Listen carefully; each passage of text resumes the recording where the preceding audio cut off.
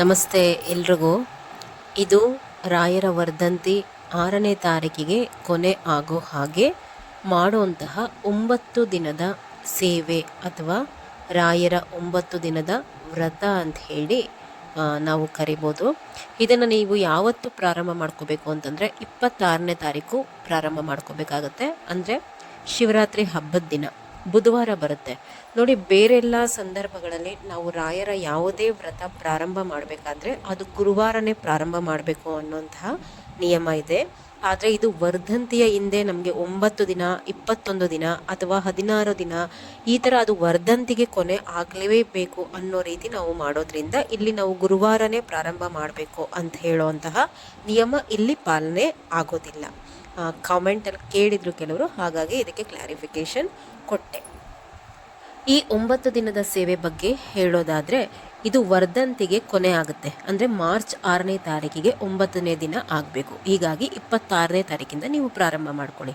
ಯಾರೆಲ್ಲ 3 ಗುರುವಾರದ ರಾಯರ ಸೇವೆಯನ್ನು ಮಾಡ್ತಾ ಇದ್ದೀರಾ ಅವರು ಈ ವ್ರತವನ್ನು ಸಹ ನೀವು ಸಂಕಲ್ಪ ಮಾಡಿಕೊಂಡು ಅದರ ಜೊತೆ ಇದನ್ನು ಸಹ ನೀವು ಮಾಡ್ಕೋಬೋದು. ಈ 9 ದಿನದ ಸೇವೆನಲ್ಲಿ ಪ್ರತಿನಿತ್ಯವೂ ಸಹ ತಲೆಗೆ ಸ್ನಾನ ಮಾಡ್ಕೋಬೇಕು. 26ನೇ ತಾರೀಕು ನೀವು ವ್ರತ ಪ್ರಾರಂಭ ಮಾಡುವಂತಹ ದಿನ ಮೊದಲನೇ ದಿನ ಮಾತ್ರ ನೀವು ಸಂಕಲ್ಪ ಮಾಡಿಕೊಂಡ್ರೆ ಸಾಕು. ವ್ರತ ಪ್ರಾರಂಭ ಮಾಡೋ ಮೊದಲನೇ ದಿನ ಮೊದಲು ನೀವು ಮನೆಯನ್ನು ಶುಚಿ ಮಾಡ್ಕೊಳ್ಳಿ. ಸ್ವಲ್ಪ ಗಂಜೆಲ್ಲ ಹಾಕಿ ನೆಲವನ್ನು ಒರೆಸ್ಕೊಂಡು ಮನೆಯನ್ನು ಕ್ಲೀನ್ ಮಾಡಿಕೊಂಡು ದೇವರ ಮನೆಯನ್ನು ಕ್ಲೀನ್ ಮಾಡ್ಕೊಳ್ಳಿ. ದೇವರ ಮನೆಯನ್ನು ಸ್ವಚ್ಛ ಮಾಡಿಕೊಂಡು ನೀವು ಯಾವ ರೀತಿ ನಿಮ್ಮ ಮಿಕ್ಕಿದೆಲ್ಲ ದೇವ್ರ ಫೋಟೋಗಳಿಗೆ ಹೂಗಳನ್ನು ಇಟ್ಟು ಅಲಂಕಾರ ಮಾಡ್ಕೋತೀರಾ. ಮಾಡ್ಕೊಂಡಾದ್ಮೇಲೆ ರಾಯರ ಫೋಟೋವನ್ನು ನೀವು ಒರೆಸಿ ಇಟ್ಕೋಬೇಕು. ಒರೆಸಿ ಇಟ್ಕೊಂಡು ಏನು ಮಾಡಬೇಕು, ನೀವು ಯಾವ ಜಾಗದಲ್ಲಿ ರಾಯರನ್ನ ಇಟ್ಟು ಪೂಜೆ ಮಾಡ್ತೀರಾ ಆ ಜಾಗನ ಶುದ್ಧವಾಗಿ ಒರೆಸ್ಕೊಂಡು ಅಲ್ಲಿ ಒಂದು ಮಣೆನೋ ಇಲ್ಲ ಮಡಿ ವಸ್ತ್ರವನ್ನು ಹಾಕಿಬಿಟ್ಟು ಅದರ ಮೇಲೆ ರಾಯರ ಫೋಟೋವನ್ನು ಇಡಿ. ಬರೀ ನೆಲದ ಮೇಲೆ ರಾಯರ ಫೋಟೋವನ್ನು ಇಡಲಿಕ್ಕೆ ಹೋಗಬೇಡಿ. ಒಂದು ವಸ್ತ್ರ, ಮಣೆ ಇಲ್ಲ ಅಂತಂದರೆ ಅಟ್ಲೀಸ್ಟ್ ಒಂದು ವಸ್ತ್ರವನ್ನಾದರೂ ಹಾಕಿಬಿಟ್ಟು ಅಲ್ಲಿ ರಾಯರ ಫೋಟೋವನ್ನು ಇಟ್ಟು ನೀವು ಅಲ್ಲಿ ರಾಯರ ಪ್ರತಿಷ್ಠಾಪನೆಯನ್ನು ಮಾಡ್ಕೋಬೇಕಾಗತ್ತೆ. ಈ 9 ದಿನದ ಸೇವೆಗೆ 2 ಹೊಸ ಮಣ್ಣಿನ ದೀಪಗಳು ಬೇಕಾಗುತ್ತೆ. 9 ದಿನವೂ ಸಹ ನೀವು ಈ 2 ಮಣ್ಣಿನ ದೀಪಗಳನ್ನೇ ರಾಯರ ಫೋಟೋ ಮುಂದೆ ನೀವು ಈ 2 ಮಣ್ಣಿನ ದೀಪಗಳಲ್ಲಿ ದೀಪವನ್ನು ಹಚ್ಚಬೇಕಾಗತ್ತೆ. ಫೋಟೋ ಒರೆಸ್ಕೊತೀರಾ, ಫೋಟೋವನ್ನು ಒರೆಸ್ಕೊಂಡು ರಾಯರಿಗೆ ಗಂಧವನ್ನು ಹಚ್ಕೊಳ್ಳಿ. ಗಂಧವನ್ನು ಹಚ್ಚಿ ತುಳಸಿ ಮತ್ತು ಹೂಗಳನ್ನು ಹಾಕಿ ಅಲಂಕಾರ ಮಾಡಿಕೊಂಡು 2 ಮಣ್ಣಿನ ದೀಪಕ್ಕೆ ತುಪ್ಪ ಹಾಕಿ ಸಿದ್ಧ ಮಾಡ್ಕೊಳ್ಳಿ. 9 ದಿನವೂ ಸಹ ಮಣ್ಣಿನ ದೀಪವನ್ನು ತುಪ್ಪದಲ್ಲೇ ಹಚ್ಕೋಬೇಕು. ನೋಡಿ, ಯಾವುದೇ ರಾಯರ ವ್ರತ ಆಗಲಿ ನೀವು ಬೆಳಗ್ಗೆ ಹೊತ್ತು ತುಪ್ಪದಲ್ಲಿ ದೀಪ ಹಚ್ಕೊಂಡ್ರೆ ಸಾಕು. ಸಂಜೆ ಸಮಯಕ್ಕೆ ಅದೇ ದೀಪಕ್ಕೇ ಎಣ್ಣೆ ಹಾಕಿಬಿಟ್ಟು ದೀಪ ಹಚ್ಚಿ, ಅದು ದೋಷ ಬರೋದಿಲ್ಲ. ಅಂದರೆ ಬೆಳಗ್ಗೆ ತುಪ್ಪ ಹಾಕಿರ್ತೀವಿ, ಸಂಜೆ ಹಾಕ್ಬೋದಾ ಬೇಡವಾ ಅದೇ ದೀಪಕ್ಕೆ, ಏನೂ ಆಗೋದಿಲ್ಲ. ಬೆಳಗ್ಗೆ ತುಪ್ಪದಲ್ಲಿ ಹಚ್ಕೊಡಿ, ಸಂಜೆ ಅದೇ ದೀಪವನ್ನು ಎಣ್ಣೆನಲ್ಲಿ ಹಚ್ಕೊಂಡು ನಡೆಯುತ್ತೆ. ಇನ್ನು ನೀವು ಪೂಜೆ ಪ್ರಾರಂಭ ಮಾಡಲಿಕ್ಕೆ ಮುಂಚೆ ಯಥಾ ಪ್ರಕಾರ ವ್ರತ ಪ್ರಾರಂಭ ಮಾಡುವಾಗ ನಿಮ್ಮ ಮನೆ ದೇವರೇನಿರುತ್ತೆ ಆ ಮನೆ ದೇವರ ಮುಂದೆ ನೀವು ಎಲೆ ಅಡಿಕೆನಲ್ಲಿ 11 ರೂಪಾಯಿಯನ್ನು ಇಟ್ಟು ಈ ವ್ರತಕ್ಕೋಸ್ಕರ ಅವರ ಅನುಗ್ರಹ ಸಮ್ಮತಿಯನ್ನು ಕೇಳ್ಕೋಬೇಕು.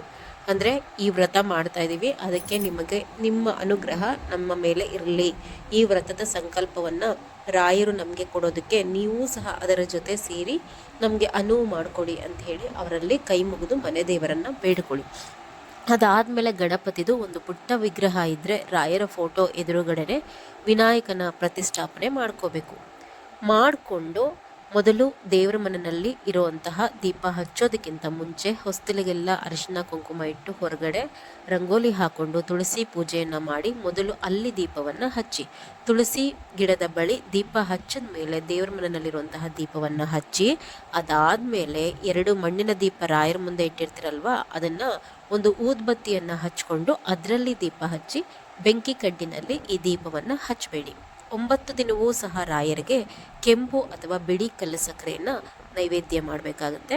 ದೀಪ ಹಚ್ಚಿದ ತಕ್ಷಣ ರಾಯರ ಅಷ್ಟೋತ್ತರವನ್ನು 9 ದಿನವೂ ಸಹ ಹೇಳ್ಕೊಳ್ಳಿ. ಬರಲ್ಲ ನಮಗೆ ಅಷ್ಟೋತ್ತರ ಹೇಳ್ಕೊಳ್ಳಿಕ್ಕೆ ಅನ್ನೋ ಅಂತಹವರು ಓಂ ಶ್ರೀ ರಾಘವೇಂದ್ರಾಯ ನಮಃ ಅಂಥೇಳಿ ಹೇಳ್ಕೊಂಡ್ರೆ ಸಾಕು. ಈ ವ್ರತದ ಮತ್ತೊಂದು ವಿಶೇಷತೆ ಏನು ಅಂತಂದರೆ, ನೀವು ಯಾರೆಲ್ಲ ಈ ವ್ರತ ಮಾಡ್ತೀರಾ ರಾಯರ ಜೊತೆಗೆ ಹನುಮಂತನ ಪೂಜೆ ಅಂದರೆ ಆಂಜನೇಯ ಸ್ವಾಮಿಯ ಪೂಜೆಯನ್ನು 9 ದಿನವೂ ಸಹ ಮಾಡಬೇಕು. ಮನೆಯಲ್ಲಿ ದಯಮಾಡಿ ಆಂಜನೇಯ ಸ್ವಾಮಿದು ಒಂದು ಫೋಟೋ ಇಲ್ಲ ಅಂತಂದರೆ ಪ್ರತಿಯೊಬ್ಬರು ಮನೆಯಲ್ಲೂ ಸಹ ಈ ಸ್ವಾಮಿ ಫೋಟೋ ಇದ್ದೇ ಇರಬೇಕು. ಮನೆಗೆ ಶ್ರೇಯಸ್ಸು. ಒಂದು ಸಣ್ಣ ಫೋಟೋ ತಂದಿಟ್ಕೊಂಡು ಸ್ವಾಮಿಗೆ ಪ್ರತಿನಿತ್ಯವೂ ಸಹ ಸ್ವಲ್ಪ ತುಳಸಿ ಇಟ್ಬಿಟ್ಟು ಆಂಜನೇಯನ ಫೋಟೋ ಎದುರುಗಡೆ 2 ದೀಪವನ್ನು ಎಳ್ಳೆಣ್ಣಿನಲ್ಲಿ ಹಚ್ಚಿಬಿಟ್ಟು ರಾಯರ ಅಷ್ಟೋತ್ರ ಹೇಳ್ಕೊತಿರಲ್ವ, ಹೇಳ್ಕೊಳ್ಳೋದಕ್ಕೆ ಮುಂಚೆ ಆಂಜನೇಯ ಸ್ವಾಮಿಯ ಅಷ್ಟೋತ್ರವನ್ನು ಹೇಳ್ಕೋಬೇಕು. ಅಂದರೆ ಮೊದಲು ಎಲ್ಲ ಸಿದ್ಧ ಮಾಡ್ಕೊಳ್ಳಿ. ಆಂಜನೇಯನಿಗೂ ಎಲ್ಲ ತುಳಸಿ ಹೂವು ಇಟ್ಕೊಂಡು ದೀಪಗಳನ್ನ ರೆಡಿ ಮಾಡ್ಕೊಳ್ಳಿ. ರಾಯರ ಫೋಟೋಗೂ ಎಲ್ಲ ಸಿದ್ಧ ಮಾಡಿಕೊಂಡು ರೆಡಿ ಮಾಡ್ಕೊಳ್ಳಿ. ಮೊದಲು ದೇವ್ರ ಮನೆಯಲ್ಲಿ ಏನು ದೀಪ ಹಚ್ತೀರಾ, ಹಚ್ಚಿದ್ದಾದಮೇಲೆ ಆಂಜನೇಯನ ಸ್ಮರಣೆ ಮಾಡಿ ಅಲ್ಲಿ ದೀಪ ಹಚ್ಚಿ, ಅದಾದಮೇಲೆ ರಾಯರ ದೀಪವನ್ನು ಹಚ್ಚಿ.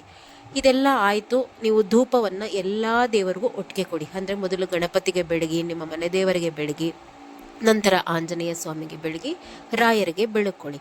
ಒಂದು ಸರ್ತಿ ಧೂಪ ತೋರಿಸಿದ ಆದಮೇಲೆ ನೀವೇನು ಮಾಡಬೇಕು ಅಂದರೆ ಮೊದಲು ಶ್ರೀಹರಿಯ ಸ್ಮರಣೆ ಮಾಡ್ಕೊಂಡಾದ್ಮೇಲೆ ಆಂಜನೇಯ ಸ್ವಾಮಿಯ ಅಷ್ಟೋತ್ರ ಹೇಳ್ಕೊಳ್ಳಿ. ತದನಂತರವೇ ನೀವು ರಾಯರ ಅಷ್ಟೋತ್ರವೇ ಆಗಲಿ ಅಥವಾ ರಾಯರ ಸ್ತೋತ್ರವೇ ಆಗಲಿ ಹೇಳ್ಕೋಬೇಕು.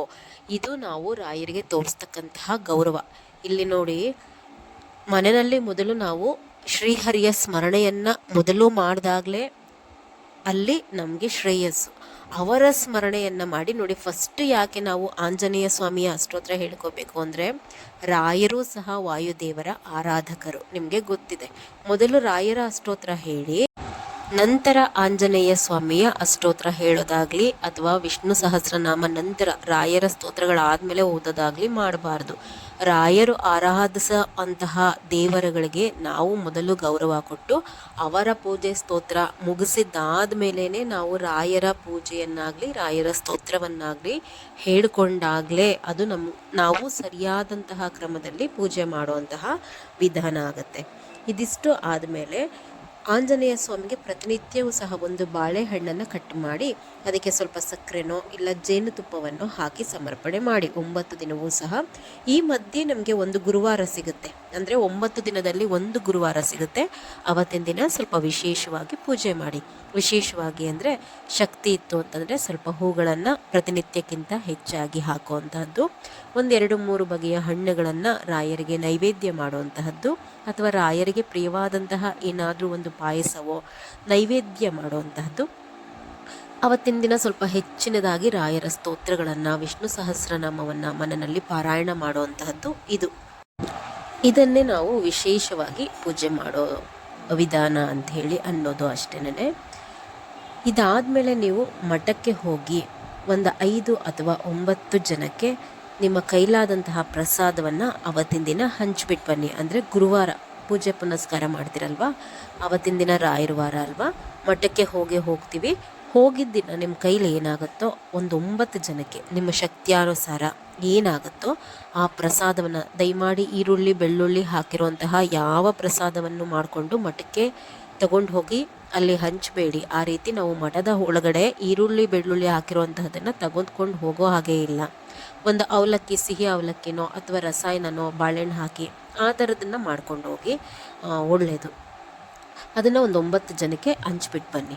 ಇನ್ನು 9ನೇ ದಿನ ಅಂದರೆ ವ್ರತ ಸಮಾಪ್ತಿ ಮಾಡುವಂತಹ ದಿನ ಯಥಾ ಪ್ರಕಾರ ಹೇಗೆ ನೀವು ಎಲ್ಲ ಪೂಜೆ ಮಾಡ್ತಿರೋ ರಾಯರಿಗೂ ಸಹ ಅವತ್ತಿನ ದಿನ ಫೋಟೋ ಒರೆಸಿ ಗಂಧ ಹಚ್ಚಿ ಹೂಗಳನ್ನೆಲ್ಲ ಹಾಕಿಬಿಟ್ಟು ಅವತ್ತಿನ ದಿನ ಏನು ವಿಶೇಷ, 9 ದಿನವೂ ಮಾಮೂಲಿ ನೀವು ಮಣ್ಣಿನ ದೀಪವನ್ನೇ ಹಚ್ಕೋತೀರಾ. ಧೂಪ ದೀಪ ಅಷ್ಟೋತ್ರ ಎಲ್ಲ ಸೇವೆನೂ ಅವತ್ತು ಸಹ ಸಲ್ಲಿಸ್ಬಿಟ್ಟು ಅವತ್ತಿನ ದಿನ ಹಬ್ಬದ ಅಡುಗೆಯನ್ನು ಮಾಡಿಬಿಟ್ಟು ರಾಯರಿಗೆ ನೈವೇದ್ಯ ತೋರಿಸಿ. ಹಬ್ಬದ ಅಡುಗೆ ಅಂತಂದರೆ ಒಂದೇನಾದರೂ ಸಿಹಿ, ಒಂದು ಅನ್ನದ ಐಟಮ್ಮು, ಒಂದು ಕೋಸಂಬರಿ, ಅದರಲ್ಲಿ ಯಾವುದರಲ್ಲೂ ಈರುಳ್ಳಿ ಬೆಳ್ಳುಳ್ಳಿ ಬಳಕೆ ಆಗಿರಬಾರ್ದು. ಇಷ್ಟನ್ನು ರಾಯರಿಗೆ ನೈವೇದ್ಯವನ್ನು ಮಾಡಿಬಿಟ್ಟು ಅವತ್ತಿನ ದಿನ ಮನೆಯಲ್ಲಿ ಏನಾದರೂ ಒಂದು 3 ಬಗೆಯ ಹಣ್ಣುಗಳನ್ನ ಇಡೀ ರಾಯರಿಗೆ ಸಮರ್ಪಣೆ ಮಾಡಿ ಮನೆಯಲ್ಲಿ ಒಂದು ಕಾಯಿಯನ್ನು ಒಡೆದು ಅವತ್ತು ನಿಮ್ಮ ವ್ರತವನ್ನು ಸಮಾಪ್ತಿ ಮಾಡಿಕೊಳ್ಳಿ. ಮಠಕ್ಕೆ ಹೋಗ್ಬಿಟ್ಟು ಒಂದು ಪೂಜೆಯನ್ನು ಮಾಡಿಸ್ಕೊಂಡು ಬನ್ನಿ. ಒಂದು ಕಾಯಿಯನ್ನು ಹೊಡೆದು ವ್ರತ ಮಾಡುವಾಗ ನೀವು ಕೊನೆ ದಿನ ಕಾಯಿ ಹೊಡೆದು ಪೂಜೆ ಮಾಡಿದಾಗಲೇ ಅದು ವ್ರತ ಸಮಾಪ್ತಿ ಆಗುತ್ತೆ ಅಂತ ಹೇಳಿ ಅನ್ನಿಸ್ಕೊಳ್ಳೋವಂಥದ್ದು. ಕಾಮೆಂಟ್ಸಲ್ಲಿ ಸುಮಾರಷ್ಟು ಜನ ಕೇಳ್ತಾ ಇದ್ದೀರಾ. ಖಂಡಿತವಾಗ್ಲೂ ಸಮಯದ ಅಭಾವ, ಬ್ಯುಸಿ ಇದ್ದೀನಿ ಭಾಳ, ನೋಡ್ಕೊಂಡು ಎಲ್ರಿಗೂ ಉತ್ತರವನ್ನು ಕೊಡ್ತೀನಿ. ಯಾರೂ ಬೇಜಾರು ಮಾಡ್ಕೊಳ್ಬೇಡಿ. ಟೈಮ್ ಆಗ್ತಾ ಇಲ್ಲ ನಿಮ್ಮ ಪ್ರಶ್ನೆಗಳಿಗೆ ಉತ್ತರ ಕೊಡೋಕೆ. ಆದಷ್ಟು ಮ್ಯಾಕ್ಸಿಮಮ್ಮು ಆದಂಥವ್ರಿಗೆಲ್ಲ ಉತ್ತರ ಕೊಟ್ಟಿದ್ದೀನಿ. ಇವತ್ತು ನಾಳೆ ಅದೆಲ್ಲದಕ್ಕೂ ಆನ್ಸರ್ ಮಾಡ್ತೀನಿ. ದಯಮಾಡಿ ವಿಡಿಯೋಗಳನ್ನ ಪೂರ್ತಿ ನೋಡಿ, ನಿಮ್ಗೆ ಅಲ್ಲೇ ಎಲ್ಲ ಉತ್ತರ ಸಿಕ್ಕೋಗುತ್ತೆ. ಈ ವ್ರತನೂ ಮಾಡುವಾಗ ಯಾವೆಲ್ಲ ನಿಯಮಗಳನ್ನ ಅನುಸರಣೆ ಮಾಡಬೇಕು ಅಂತಂದು ನಿನ್ನೆ ಒಂದು ವಿಡಿಯೋ ಹಾಕಿದ್ದೀನಿ. ರಾಯರ ವ್ರತ ಮಾಡುವಾಗ ಯಾವೆಲ್ಲ ನಿಯಮಗಳನ್ನ ಅನುಸರಣೆ ಮಾಡಬೇಕು ಅಂತಂದು ಆ ನಿಯಮಗಳನ್ನು ಈ ವ್ರತಕ್ಕೂ ಸಹ ಅನ್ವಯಿಸ್ಕೊಳ್ಳಿ.